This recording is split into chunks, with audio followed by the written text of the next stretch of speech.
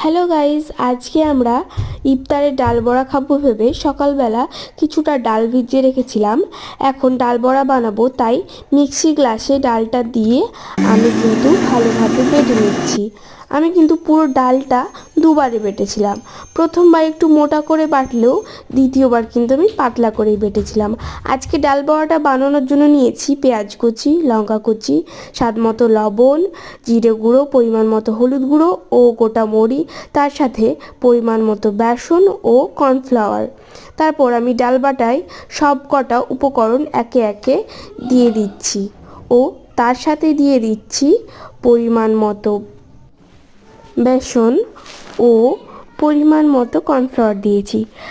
ততক্ষণে তোমাদের বলে রাখি, রান্নাটা ভালো লাগলে কিন্তু ভিডিওটিতে একটা লাইক করে চ্যানেলটিকে সাবস্ক্রাইব করে রেখো। তারপর আমি সব কটা উপকরণ একসাথে হাতের সাহায্যে মেখে নিয়েছি। মাঝে আমি একটু ফুড কালার দিয়েছিলাম, যার ক্লিপটা নিতে ভুলে গিয়েছি। তারপর তেলে একে একে ডালের বড়াগুলো ছেড়ে দিচ্ছি।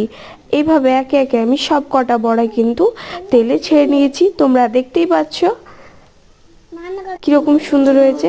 তারপর উল্টে পাল্টে ভালোভাবে লাল লাল করে ভেজে নিয়েছি এবং প্লেটে তুলে নিয়েছি। এগুলো কিন্তু দেখে বোঝা যাচ্ছে এগুলো কতটা ক্রাঞ্চি এবং ক্রিস্পি হয়েছে।